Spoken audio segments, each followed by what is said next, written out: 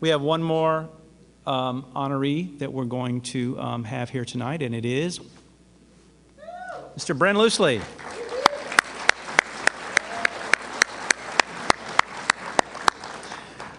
Bryn Loosley is a teacher at Mission Hill Middle School, and we thank him for that work. He is committed to it, but the reason we invited him here tonight is because he is a particularly gifted singer-songwriter. Now, he's not as well known in the community as a lot of the other people we've had here tonight, but I wanted to give him this spotlight because judging from his 2008 album, The Wrecker, he is an artist of extraordinary gifts, wonderfully produced. He's got a great voice and a sure hand at songwriting also. And so Bryn is going to perform for him tonight.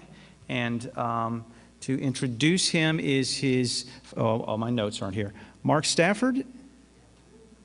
Yeah, come on up.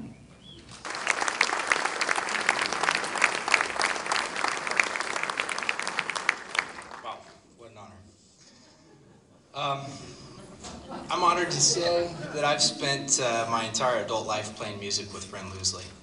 We grew up together in Morgan Hill, formed a rock and roll band when we were about 17 years old. The story could have been pretty typical. Bad teenage garage band driving the neighbors crazy. We had something special though. We had Bryn. His singing and songwriting talents were immediately obvious and quickly became a source of pride and inspiration to the rest of us. Bryn might be the best kept secret of Santa Cruz's music scene, but elsewhere the secret's out. Over the last 15 years, Bryn has established himself up and down the West Coast as a prolific songwriter, first in Chico, California, then in Portland, and now in Santa Cruz. While many artists of his caliber are out looking for their big break or paying their dues to develop a fan base, Bryn takes a different approach. His music has always, at its core, been about building community. Maybe this comes from his deep sense of family. He currently sings with his sister, who was featured playing the keyboard stump, I think, earlier.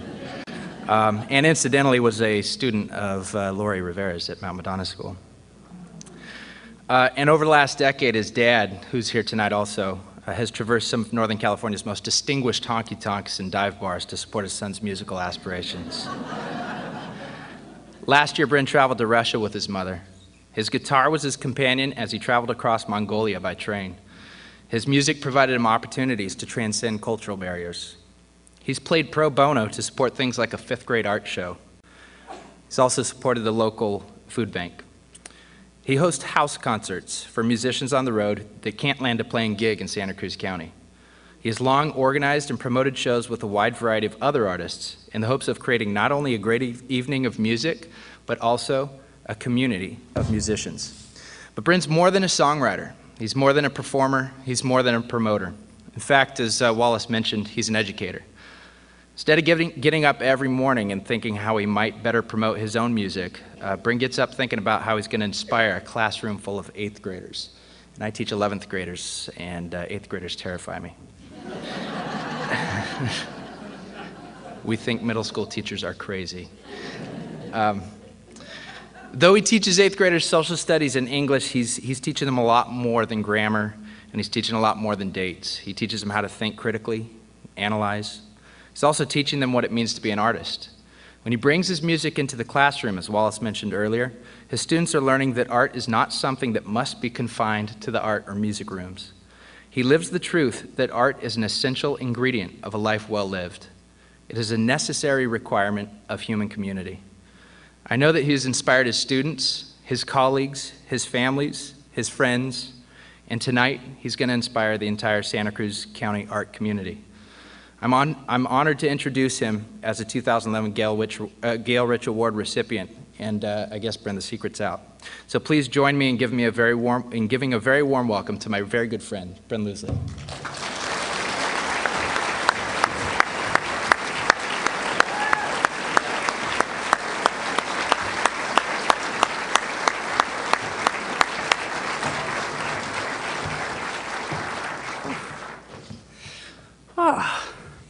I love that guy. This is a wonderful opportunity to have people say nice things about you, ladies and gentlemen. Let me tell you. It's been something of a theme of the night for people to say how they feel lucky. I think Rose was the first one. She said, "I'm a lucky gal," and I thought, yeah, that's definitely right. And it's not the first time that that thought had entered my head. I talk to people often who don't enjoy what they do, and I'm lucky enough to have two jobs that I love. I love my work as a teacher, and I'm lucky to have a great place to do it here in Santa Cruz at Mission Hill Middle School. And thanks. and I love writing songs and playing them for people. I can't actually stop myself from doing it. So, captive audiences or volunteer audience, people come out to see us voluntarily at the Kumbwa, which is lovely, and I'll also do it for a room full of captive 8th graders with no shame whatsoever.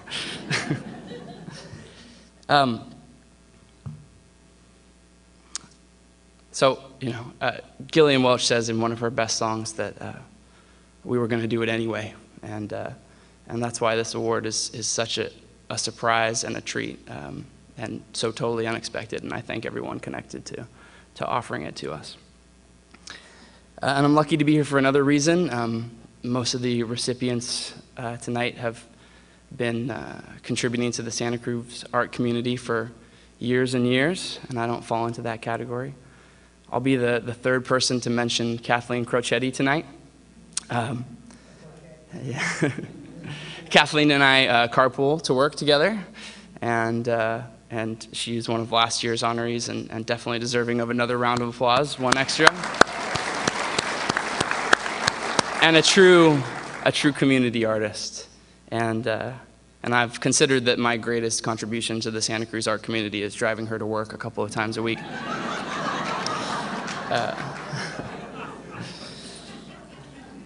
So I'm going to play a song, and I'll let you know that I'm accepting this award in something like the spirit of President Obama accepting the Nobel Peace Prize. I'm greatly honored and charmed, and I will do my very best to live up to it eventually. Thank you. Thank you.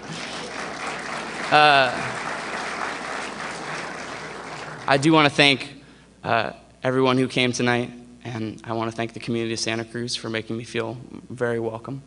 This is like the biggest fruit basket of all time. And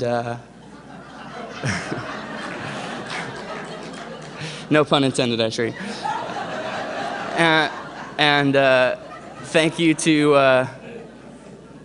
Wallace and to Shmuel and to my band here in Santa Cruz, the Back Pages. It's Mark and Pat and John and Steve and my sister Heather. And thanks to my dad for giving me a love of songs. And thank you to the Cultural Council, and thank you very, very much. I'm going to play a song.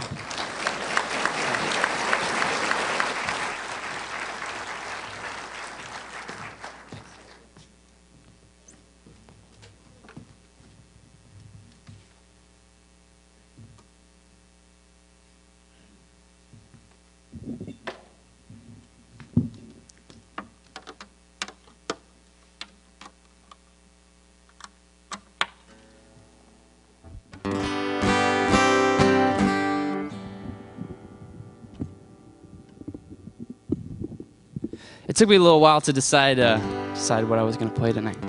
I was rehearsing something very ponderous, sort of earn my keep here. I was fancy finger picking and an alternate tuning and lyrics that would put Leonard Cohen to sleep. And I decided that you guys have been quiet long enough, so if you will join me, are you willing to join me in something here? Okay. I'm going to play you something that I do play in the classroom once a year. I wrote this song. Like most songs ever written, most of my songs are about girls. And this one is different. It's about the 21st President, Chester A. Arthur. And so I've actually never performed this before adults before. I have no idea how this is going to be received. But when Chester A. Arthur took over as the 21st president after James Garfield was assassinated, his personal secretary was quoted as saying, "Chet Arthur, President of the United States, good God." So this is a song of redemption, and your role is to say "good God." So I say, "Chet Arthur for president, good God." You just kind of exclaim it like that. Should we try it once? Chet Arthur for president. Little late. Chet Arthur for president, good God. Beautiful. You're only slightly slower than the 8th grade. One more try. Chet Arthur for president. Chet Arthur for president. Chester Arthur was a loyal man. His political bosses loved pork. So Rutherford B. Hayes had him removed as the head of the Board of New York. And when nominated for vice president, what an honor, Chet Arthur said, to be a bullet away from a 4-year stay as our nation's executive. Chet Arthur for president. Chet Arthur for president. Chester Arthur was a decadent man. He changed pants 5 times a day. It's true. And he filled the White House with Tiffany lamps, and he threw all the antiques away. And Chester Arthur would stay up all night. He never went early to bed. And he loved the mutton chops on his plate as much as the ones on his head. Chet Arthur, vice president. Chet Arthur, vice president. Chester Arthur was a terrified man the day James Garfield was shot. The president's life was in medical hands, and Arthur was up for his spot. I am the stalwart of stalwarts, the assassin had shouted, and Arthur is president now. But even Chet Arthur's very best friends thought the country was in trouble now.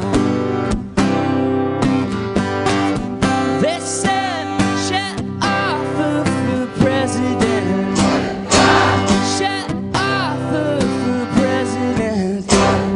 Chester Arthur was a reformed man when he took the presidency. The political bosses who had lent him a hand all expected his loyalty. But he kicked out the phonies, said to hell with the cronies, and Chet Arthur made his own way. And his accomplishments as our president make him barely remember today. One more, here we go. Chet Arthur for president. Thanks, everybody.